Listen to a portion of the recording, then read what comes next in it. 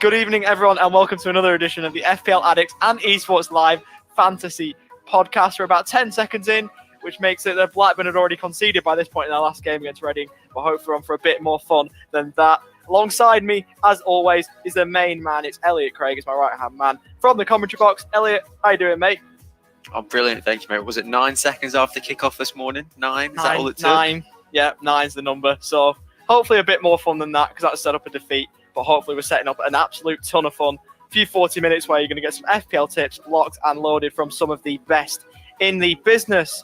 Today we will be discussing a lot of things, really, including some Merseyside defensive issues, late sheets absolutely destroying clean sheet plans, and a Son late show to salvage a low-scoring game week. Definitely helped mine, and I definitely celebrated an absolute heap when that goal went in. But obviously, Elliot, welcome to you. Again, obviously, you've changed the kit. You've gone from the retro to the current Newcastle kit. Are you thinking that might change your fortunes in FPL or improve your fortunes? Because you're going pretty well at the minute.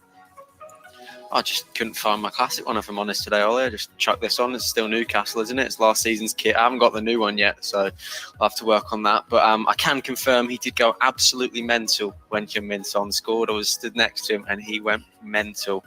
Yeah. Clearly doesn't like Burnley that much at all, do you?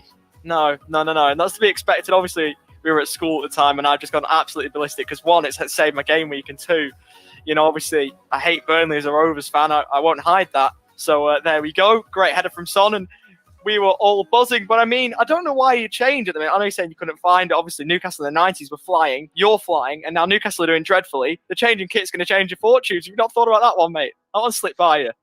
Oh, we'll just have to see this week, I guess. If you're right, you're right. If you're not, then I've done a masterclass, haven't I?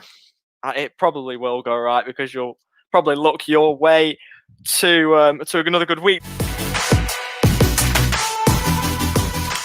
The results from this game week just gone. Aston Villa 0, Leeds 3, an absolute Bamford show at Villa Park. A hat-trick there, continuing his good early season form. West Ham 1, Manchester City 1, early Saturday kickoff. And Mikel Antonio, absolutely brilliant overhead kick, was cancelled out by an equaliser from Phil Foden just minutes later. Saturday 3 o'clock kickoff saw Fulham host Crystal Palace. Good win there for the away side, 2-1.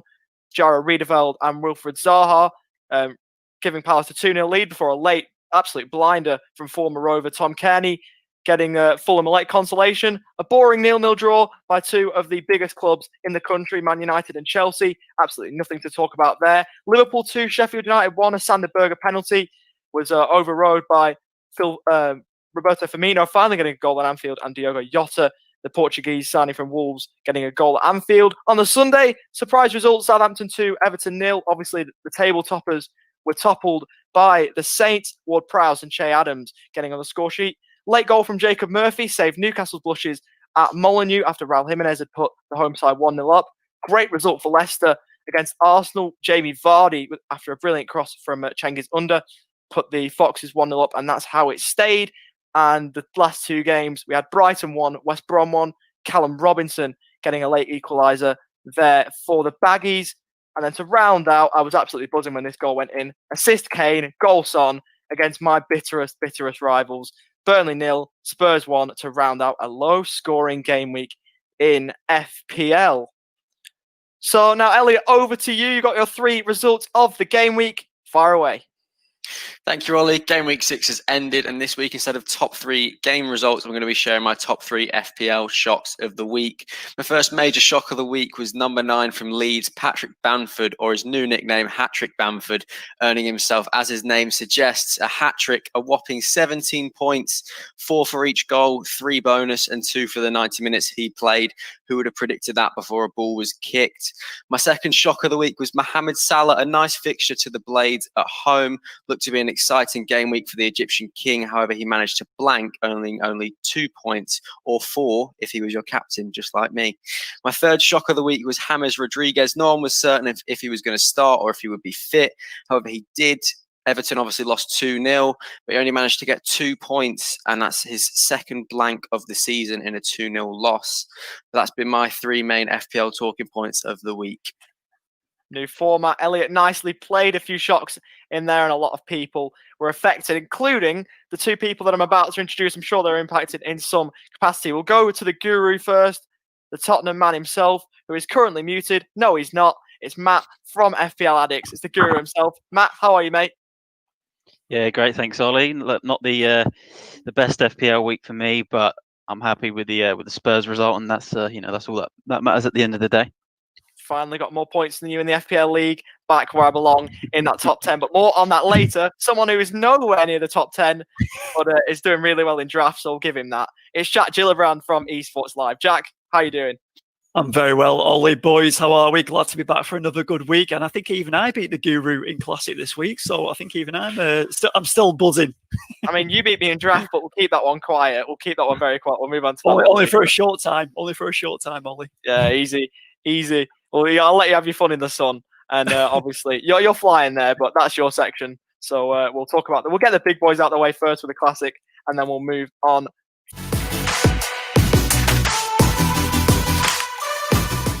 FPL Addicts and Esports Live mini league. In terms of stats, the top 20, there was one free hit, one triple captain in Heung-min Son, who got a late goal to spur Wernish Rotes blushes, one wild card, and one bench boost. That was in the top 20. A few chips played there. Obviously, none of us played chips, so we steer clear there. The good triple captain on Heung-min Son from the second place in the league to get him moving on. In terms of us, Elliot, we'll start with you. How did you get on this week? I had a bit of an interesting game week, to be honest, Ollie. It wasn't brilliant, wasn't awful. 7 points above the 48-point average. Obviously, as I said before, Salah was my captain, so I definitely missed there. Wilfried Zaha, who I transferred in, managed to grab himself a goal and an assist in their 2-1 win against Fulham. McCarthy was 6, Justin with 6. Finally, my defence is doing something. I'm just waiting for that Trent to just get more than 2 points or negative 2 points. Jimenez and Kane, Jimenez with the goal, Kane with the assist. I had a pretty decent week, 55 points. Keep moving along. Up the league we go. Nicely played there. Above the average is always nice to see. Now, Jack, over to you. You're still low in the league we've got, but are you moving up? Well, firstly, for me, I think how Elliot's just so he's top of the league, and he's just going, just rolling over. It's very, he's a bit too chilled, Elliot. I just don't need to make any transfers this week. I've only got one, so nothing would be of use. But I've got a few things up my sleeve that hopefully will pan out for me. Yeah, you must have something up there, mate, if you're still top of that league. So listen, well done for that. But yeah, back down to the bottom of the league. That's where I'm sitting. But yeah, I went back to my team. I hit 49 points this week, so just made it over the average. Obviously beat the Guru. I'll just throw that one in there again. Defence, sorted that out, I think, with the back three there. So I was pretty happy. And but the midfield, like obviously apart from Son, the midfield didn't really do much in there. No penalties for Penaldes or Jorginho this week, and Salah had a pretty quiet game. Grealish, obviously we know about that one, Ollie. I didn't get Zaha in, and Kane and Calvert-Lewin just picking up a few points. So yeah, just made it over the average, but a pretty quiet week. I think no chips played for me during this week after I played my wild card the other week, and then the transfers. I've already actually made my transfers this week, boys. I had to try and get Zaha in, obviously after the last couple of weeks. So what I've done, I've taken Mitchell out with Patrick Van Aanholt coming back into the Crystal Palace setup now. I presume Mitchell won't get much of a run out. So taking him out and then bringing Zaha in with Grealish going out, I think should be looking quite strong in there. And obviously Zaha, as we all know, I'm sure he's going to be one of the most transferred players in this week or the last couple of weeks. He's got a great run of games coming up. So yeah, looking quite good in there. That's probably my business for the week. Yeah, you can stop blaming me now. So there we go.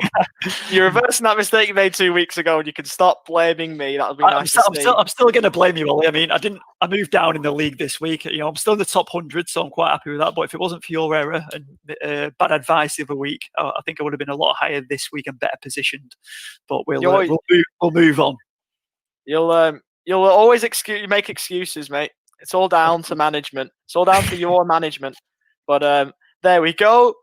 Obviously, that's a good mover. I can bring in Zaha in. He's one that I also want to bring in, but I won't be doing so just yet. Matt, will you be looking down the Zaha route, or are you going elsewhere?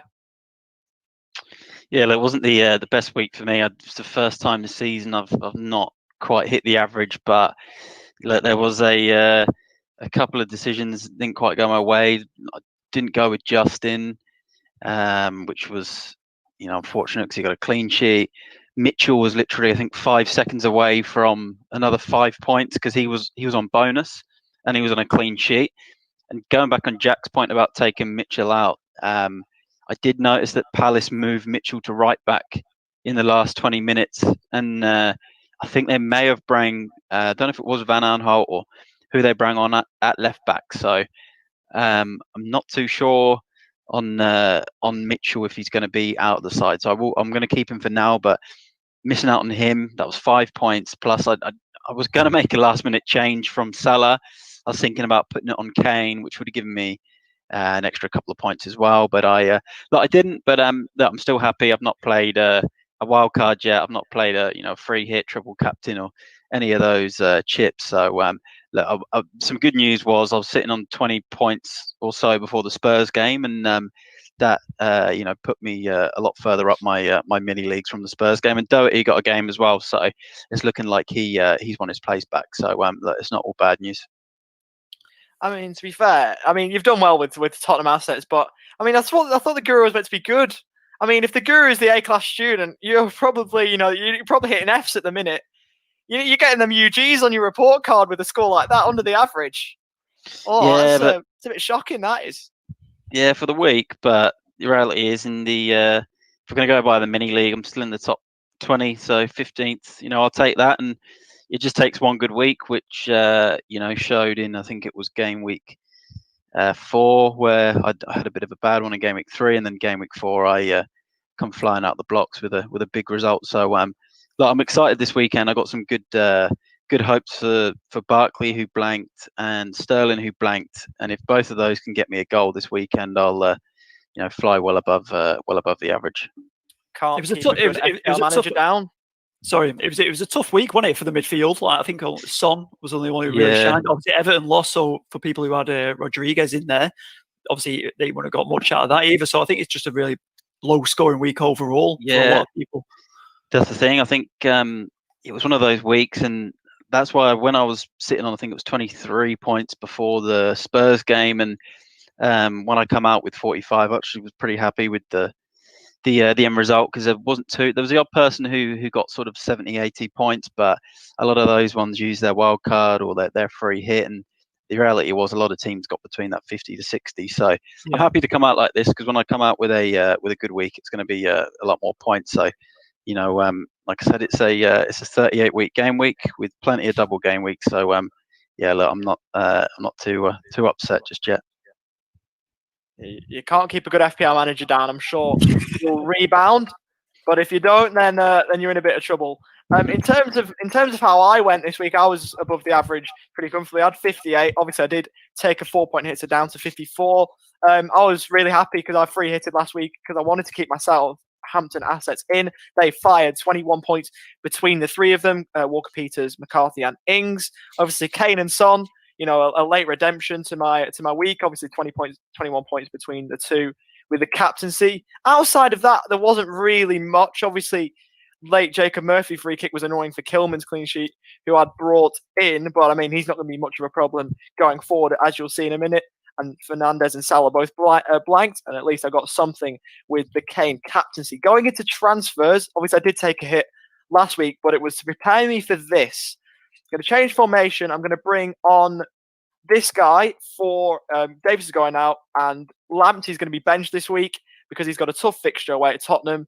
I can't see the attackers there for some reason, but it'll be Dominic Calvert-Lewin, the man I'm going to bring in. Obviously, did blank at the weekend, but other than that, he's an absolutely barnstorming start to the season. I'm going to restart this bit because I still can't find him. Damn it. Why can't I find him? Forwards is there now. God's sake. Have you not made the transfer yet? No. There he is. No. There he is. I can see him now, but I'll restart it. Put him in now. Yeah, put him in now. Yeah. Just don't press confirm if you're not ready. No, I'm not making the transfer yet. I'm going to wait. Yeah. I'll just do the transfers bit again. That was annoying. So now, in terms of transfers for me, I'm only going to be making one. I'm going to be taking off Tariq Lamptey on my bench. He's going to be benched. And I'm going to substitute out... Oh, transfer. God's sake. Third time lucky. So now on to transfers. I'm only going to be making one. Obviously, I did take a hit last week. As I said, had 4.1 million in the bank. I'm going to use most of that now. I'm going to be transferring out Keenan Davis from Aston Villa. I'm going to bench Tarek Lamptey and bring on Dominic Calvert-Lewin. Obviously, did blank last week against Southampton, but other than that, he's had an absolutely barnstorming start to the season, and I'm backing in that he comes again and gets some goals. Obviously, Newcastle coming up, so shouldn't be a problem for the Evertonian, and that's how I'm going this week with transfers.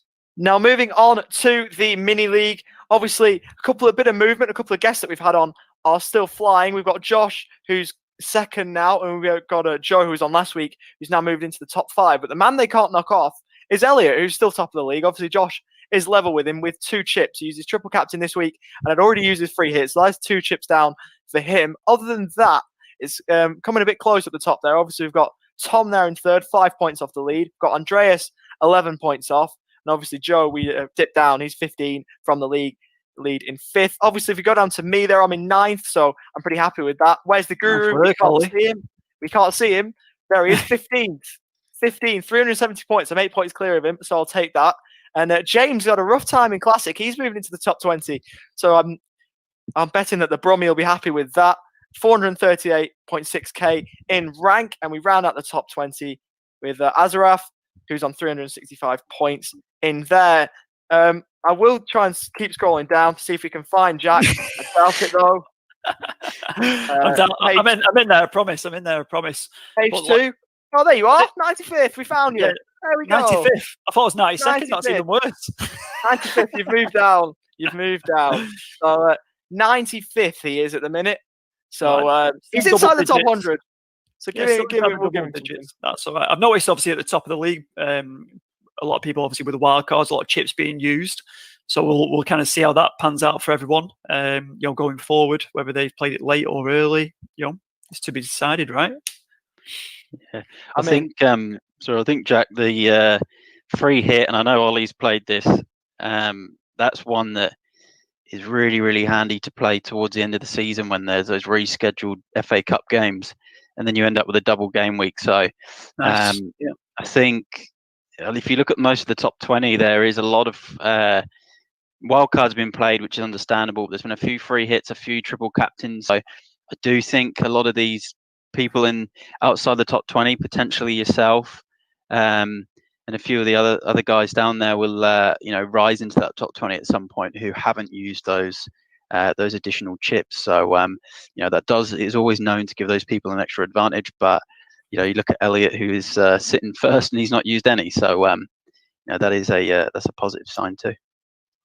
Yeah, we'll just go back up to the top of that league just to reaffirm your point there, Matt. Obviously, you've got Josh there in second, who's used his. I've used mine in 9th. Obviously, 11th spot, Amrasana has used his as well. But so, yeah, a few people in that top 20 have used theirs. I know I used mine. I think it was game week 38 last season.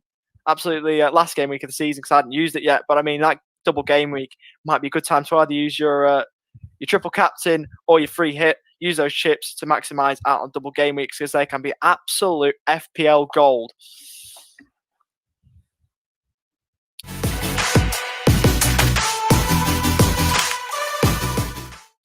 Now moving on to our manager of the week. We're going to put the squad on screen.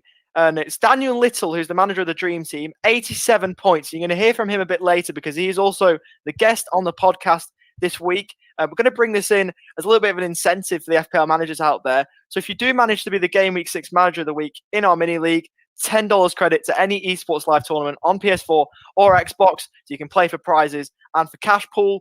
So we've got a little bit of a promo coming up towards the end of the podcast. Indulge in that because there's some absolutely brilliant work that's gone into that. And Esports Live is prepping up for a big 2021. So get yourself involved and obviously you can get a bit of credit if you're top of this manager for the week. So there's a little incentive for you. And as I said, Daniel will be joining us later on the podcast for the guest section.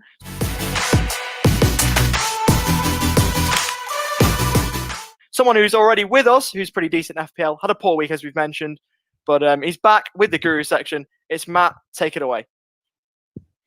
Yeah, thanks, Ollie. Look, we're going to start off with some questions that we asked our followers on our social media pages, FPL_addicts on Instagram and Twitter. And then obviously we've got our at Esports Live on Instagram and Twitter as well. So I did a couple of Game Week 7 questions for our followers. First one coming in, we were asked, I was asked who the best captain for Game Week 7 out of Mane, Timo Werner or Gareth Bale were, which I thought was not a bad 3 players to pick from.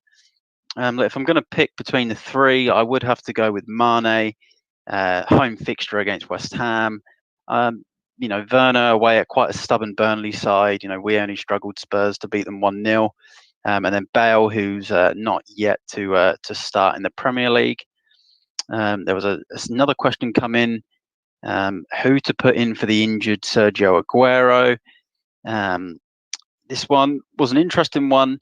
The obvious answer is Harry Kane, but if you haven't got Harry Kane and you do own Aguero, I'd be looking at Danny Ings for Southampton, 10 points on the weekend, or Jamie Vardy as well. I think he's gone under the radar again after such a good start to the season. He come up off the bench against Arsenal on the weekend and scored. So I think if you've got Aguero and you're looking to get rid of him because of his injury, if you don't have Harry Kane, Danny Ings and Jamie Vardy are the 2 for me. And our final question that come in again was another captain question. Mane, Son or Kane, who to captain? This is one of those. I think you can't really go wrong with either of them this weekend. That they've all got a home game, but my own personal team, I'm going to go with my man Harry Kane. The first time this season, I'll be putting the armband on. Probably my favourite player on my side. So if I had to pick between the 3, it would be Harry Kane for Game Week 7. Great stuff from Matt there, and from all you guys asking out the questions. We'll do that on a weekly occurrence, so get your questions in and they may well be answered on the podcast.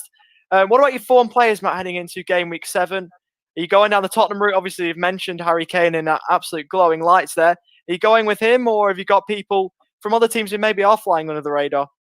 Yeah, look, my current form players, Son and Harry Kane are obviously the 2. They're the highest scoring players in the game at the moment. Kane as a striker and Son as a midfielder. But if we're going to look outside of that in terms of current form players, Saiz from Wolves, the defender, he's currently the top scoring defender. He's gone up to 5.3 million this week. He's hit in 3 straight game weeks.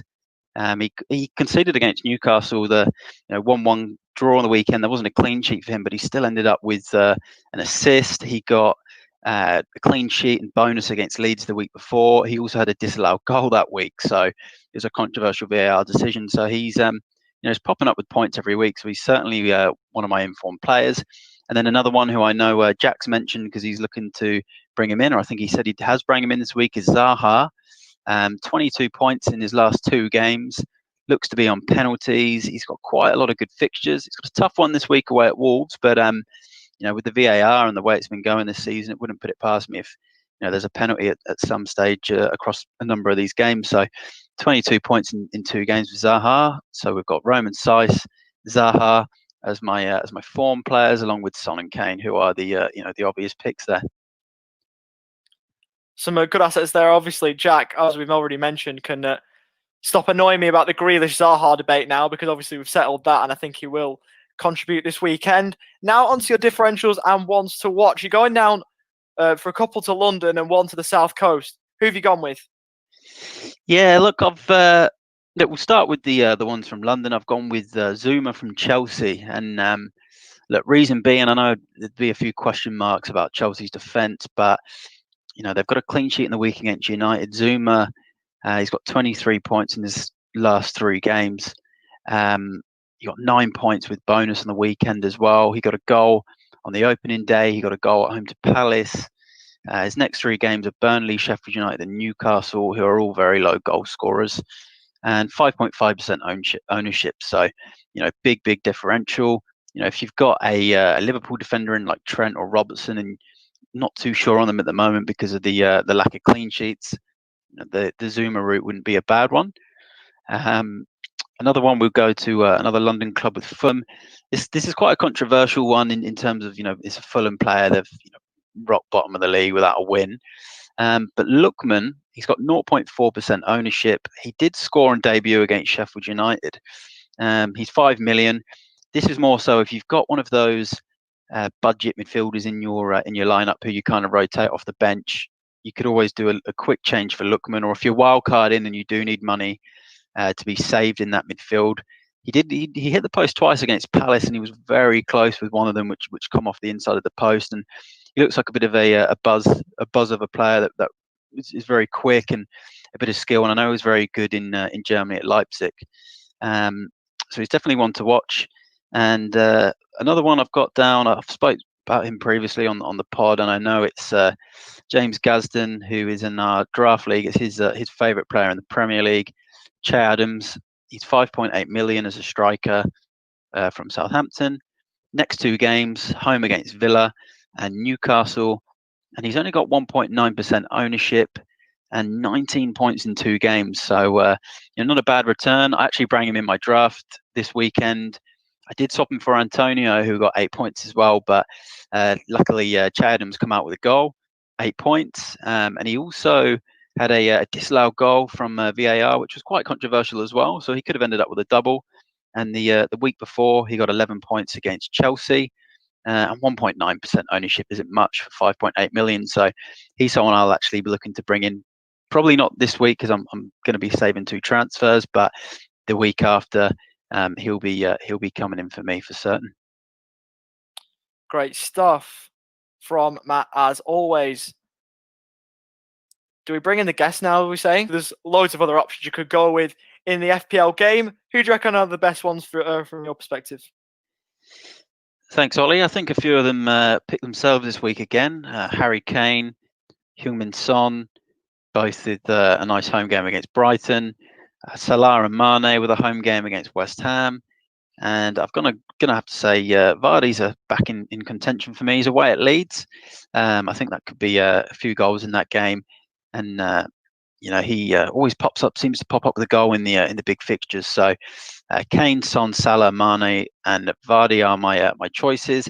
Reluctantly left out Sterling this week after his blank last week, although he did get a goal and assist in the Champions League. So my mind might change towards the end of the week. But they're my main captain picks this weekend. Now, obviously, you've left Sterling out there. Obviously, you love Sterling. You've put him in a couple of captain picks when you said that he was floundering, but you've gone elsewhere surrounding his team as for 3 teams to watch out for. So one of them is Manchester City, is a bit of a spoiler alert. Who are the players from Manchester City outside of Sterling that you think could contribute against Sheffield United this weekend? Yeah, look, I'm really liking the idea of one of their defenders this weekend. We've spoke before about Sheffield United not scoring too many goals. I can see this being quite a sort of tight 1 or 2-0. I don't think City will come out and give them a bit of a thumping. I think it will be a 1 or 2-0. Sheffield United are a very tight at the back type of side. So I wouldn't be look past one of their defenders this week, to be honest, or even Phil Foden, who got a goal in the Champions League and he got a goal against West Ham last weekend. He's quite a budget option as well. So I think if we're looking at City players, Foden isn't a bad shout, and then one of their defenders. But City are definitely one of my teams to watch this week. And then my other 2 teams to watch this weekend, I've gone with Chelsea away to Burnley, another low-scoring team, Burnley. So I'd be looking at potentially a Chelsea defender this weekend, as I said, with Zuma, maybe even Ben Chilwell, who's on free kicks.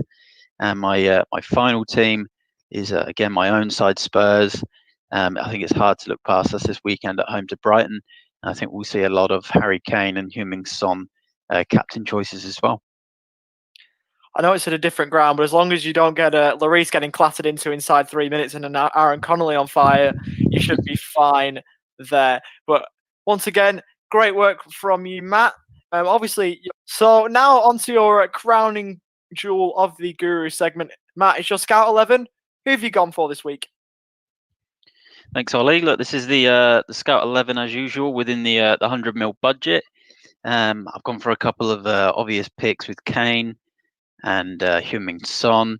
Also sticking with the Tottenham theme with Hugo Lloris. He got a 9-point game against Burnley, and he was very, very commanding in his box. And I'm feeling another clean sheet this weekend. So a triple up from Tottenham. Roman Saiss, who I spoke about as an informed player at the back against Crystal Palace. another Wolves asset with Raul Jimenez.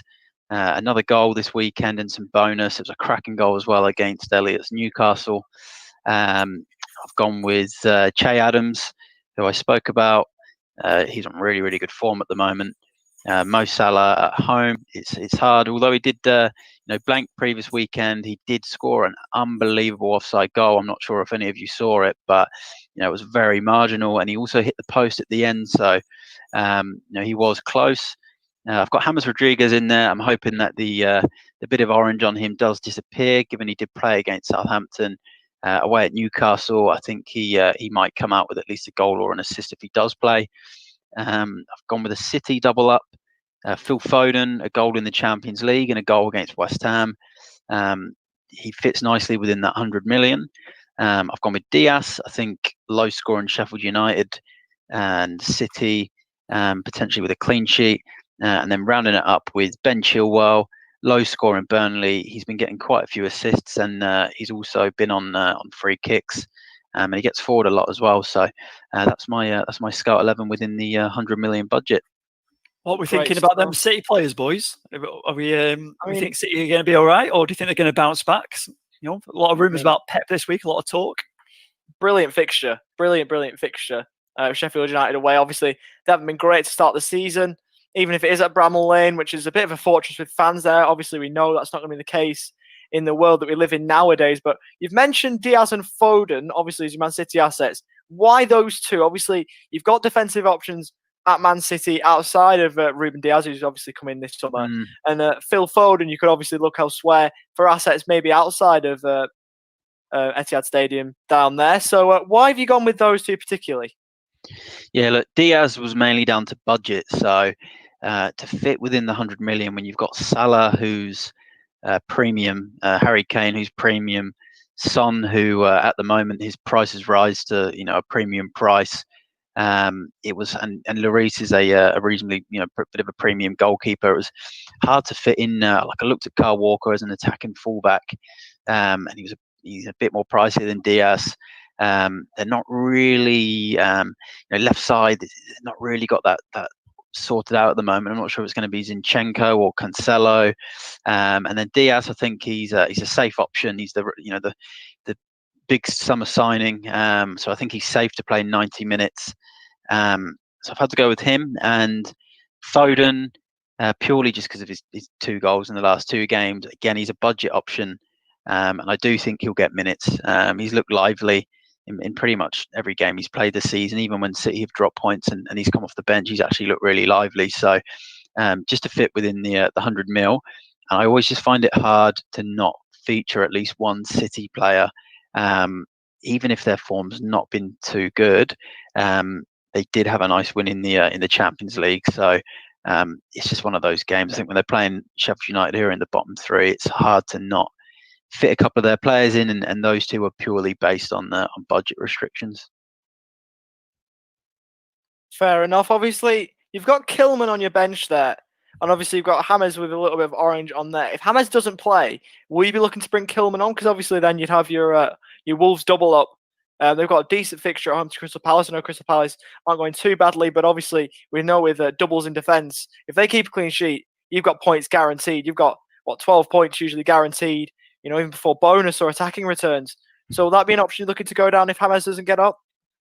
Yeah, look, with the 11, it's the bench. I've kind of normally just leave the bench to one side, and it's usually just the 4 cheapest players I can pick to try and get the best 11 on the park. But Kilman has actually been a budget option that we've spoke about previously. So look, if someone like James couldn't feature this weekend, I'd probably look to try and transfer him out for another midfielder. But again, changing up a formation and doubling up on Wolves' defence against Palace isn't actually the worst idea. So, I wouldn't be against having someone like Kilman in there. And obviously, we look like you don't have any fixture conflicts that I can see. Obviously, that's pretty problematic for all FPL managers out there. But if you were to pick one player outside of Harry Kane, who's got the captain's armband on, one player out of that 11 who's going to score the most points this week, who are you hedging your bets on? Or outside of Harry Kane, Oh, look. Oh, Salah or Son. Salah or Son. Yeah, Salah or Son. Son's been so consistent this season. I'm going to go Salah purely based on the fact that he was so close to coming away with a big score in the previous game.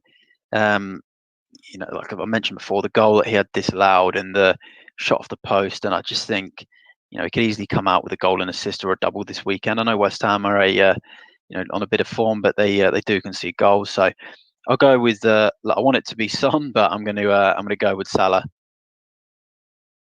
Great stuff. Now that is a Scout 11 that will round off the Guru section for another week. Matt, top class work as always. Thanks, Ollie.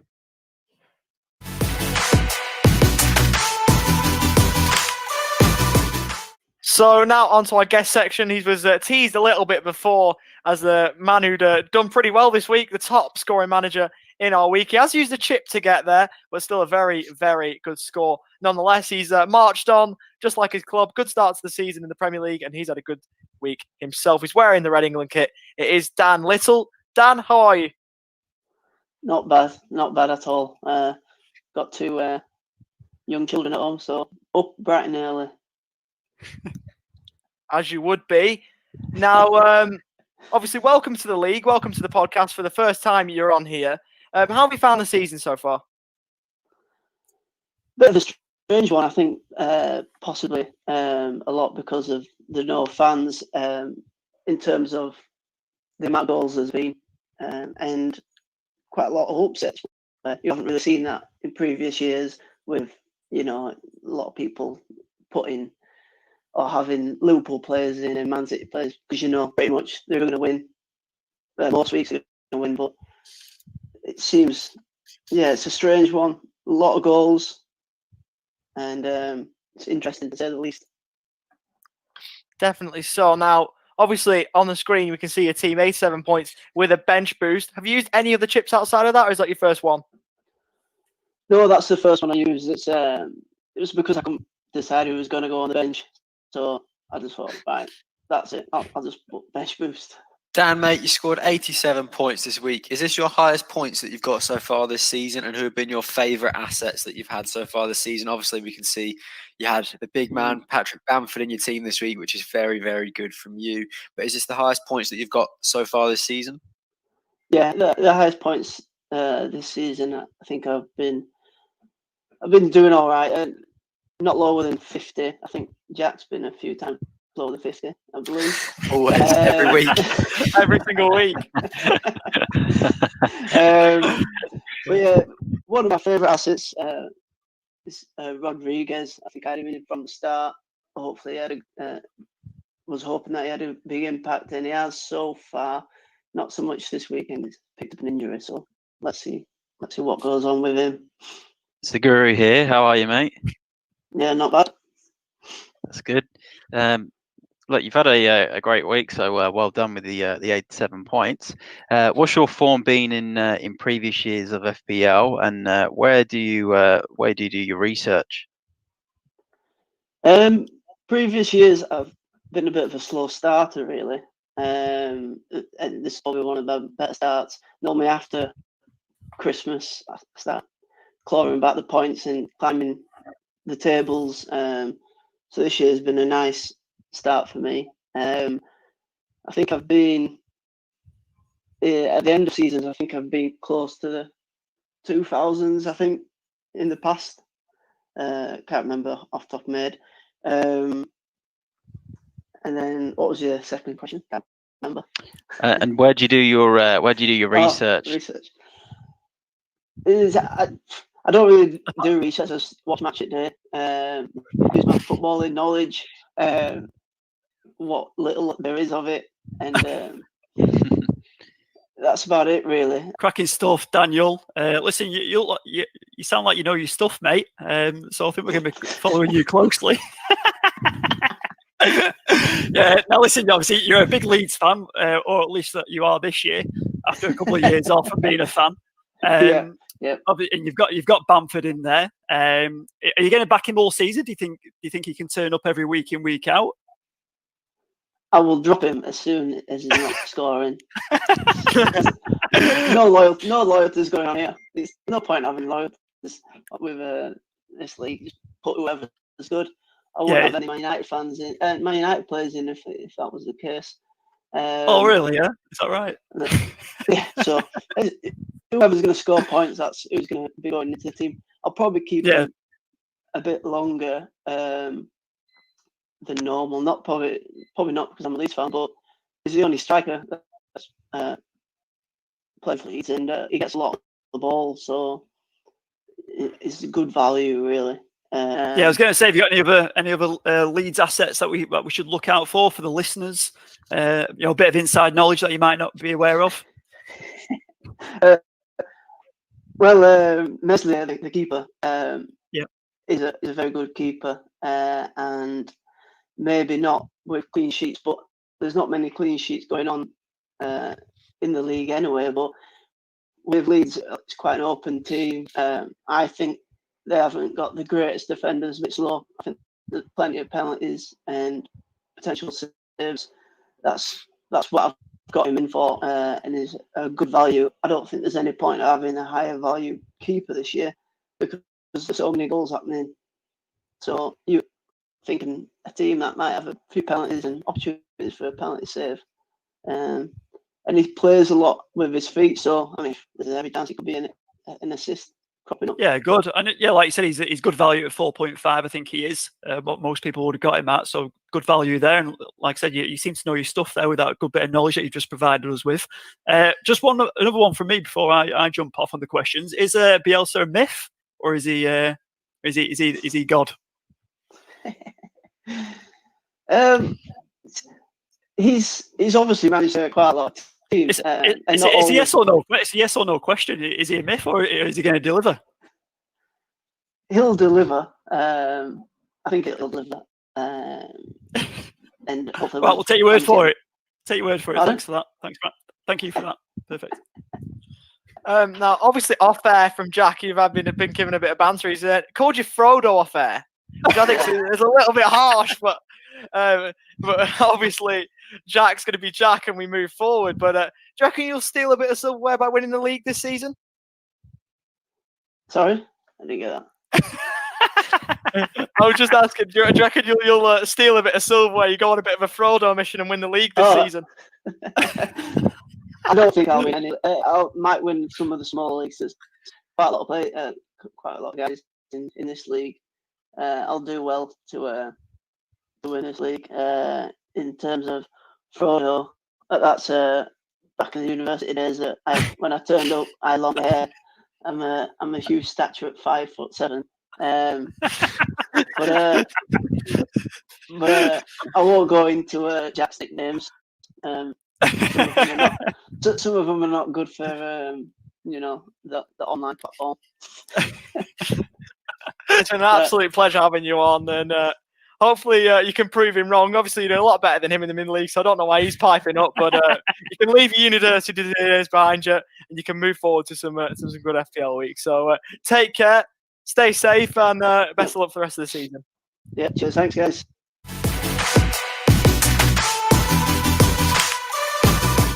So now on to the draft section. Obviously, I see the game week 6 results there, and I see the top one. I just want to gloss over it, but I can't because I know old big head Jack over here is going to absolutely rub it all in my face. So I guess we'll get that one out of the way first. So your 17-point win was fairly handy. So Jack, get your gloating out the way, mate. Come on. Oh, listen, I don't want to gloat about it, but I've gone 4-4 now. It's I've cleaned up after you thought you could take me on last week. I told you that I'd be winning again, making it 4 in a row, and 17-point margin there just says all the story for you, mate. There's nothing more to say apart from another win. This is the draft is like I said, I feel a bit more comfortable in the draft. I thought I picked well to start with in the when we did our live draft picks. And it's just eventuated pretty well so far. I'm pretty happy. There's no gloating going on, but I will send you some messages about it. think you've already done that, mate. It absolutely clogged up my WhatsApp inbox.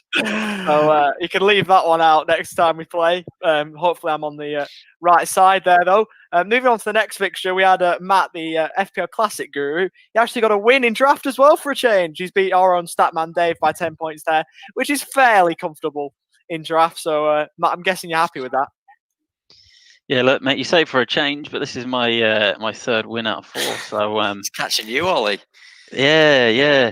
Look, I was a bit worried. I made a few transactions at the last minute, and one of them was taking out Antonio, who scored, and the other one was taking out Helder Costa, who got an assist, and he got a bonus, or he got an extra 1 for a clean sheet. So I was worried when I went into, I think it was the Monday night games, and I think I was about 10 points off Dave, but I still had Trossard, I had Lloris, had Doherty, who even if he didn't play, I had an extra 5 points on my bench for Walker Peters to come on. So yeah, like, I think I had about 4 or 5 players. I was 10 points behind, but I had about 4 players to play. So yeah, like, I was happy with the way it went. Lloris and Doherty, smashed it for me. So yeah, it wasn't looking too good on Saturday, but yeah, to come out with a win and 10 points is, yeah, pretty happy with that.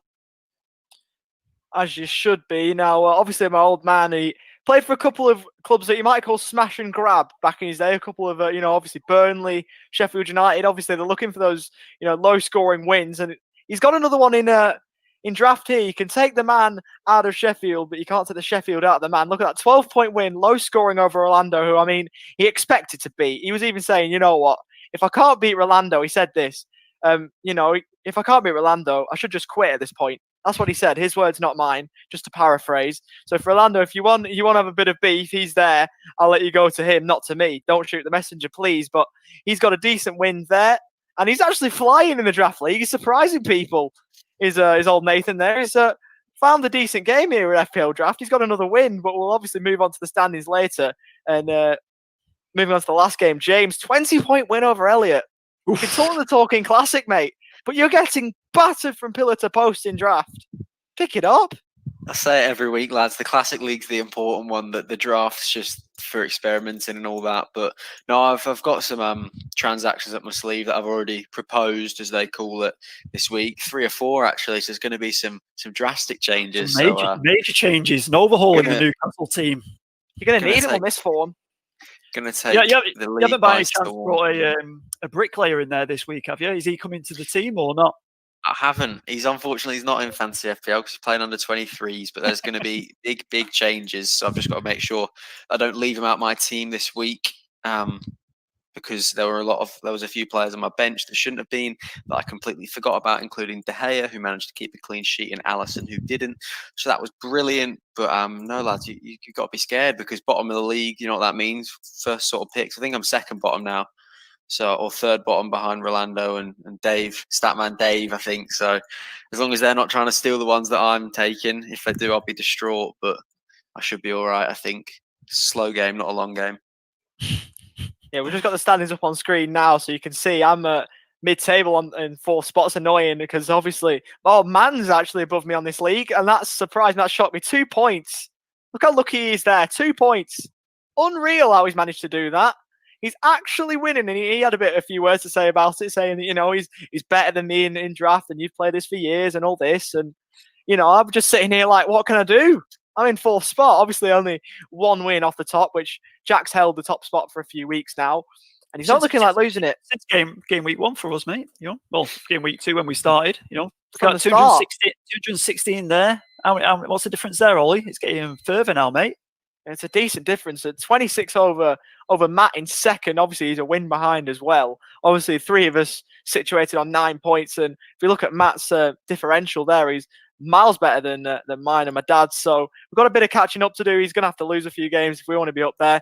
James in 5th.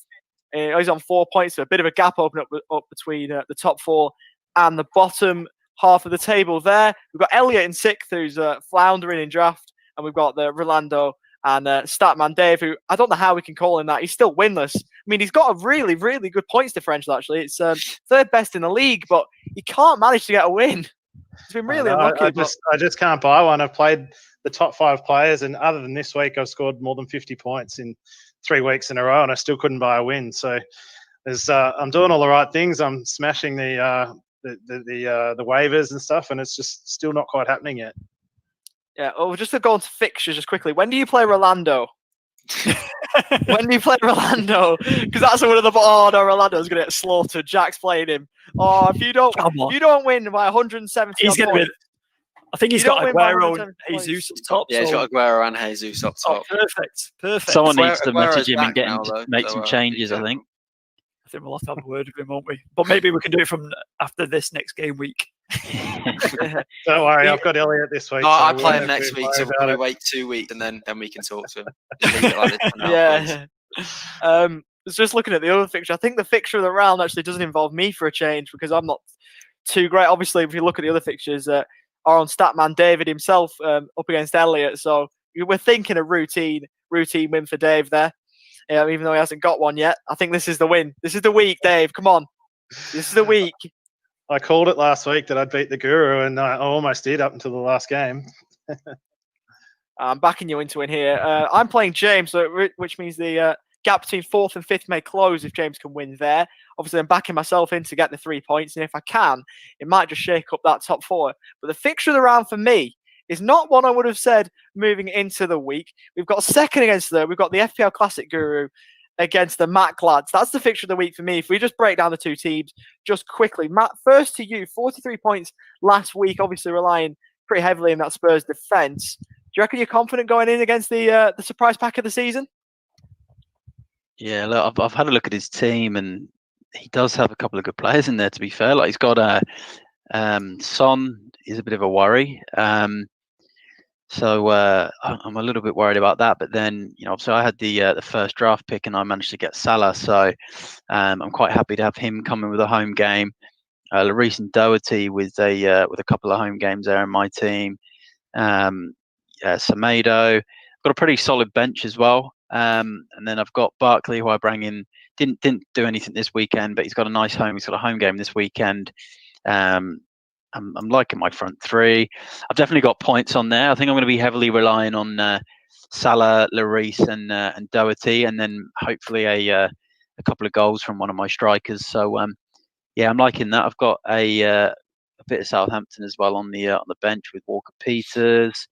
Yeah, like I think I'll hopefully hit 40 points plus again, but yeah, I'll have to check out Peely's team again. But I know he's got Son, which is dangerous at the moment.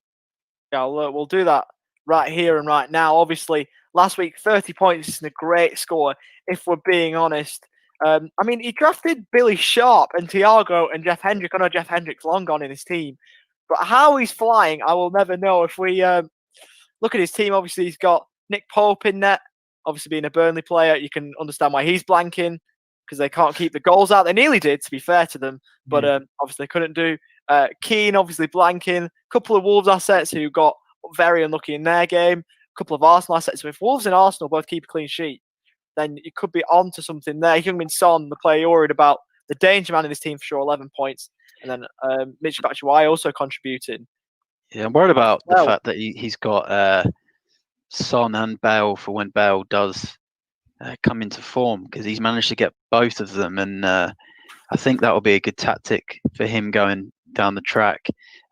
Strike force is a bit weak though, like Abraham, Batshuayi, although he did return, but he's got a couple of good goalkeepers like Fabianski, 7, and then Pope did get 11 points in the previous game week. So yeah, I think you're right. If his defence can fire, that's where, along with Son, then I could, and with Bale, if he plays, I could be in for a bit of danger. But yeah, we'll see. I don't want to talk my team up too much in case I lose. Draft's a very tight game without captains. So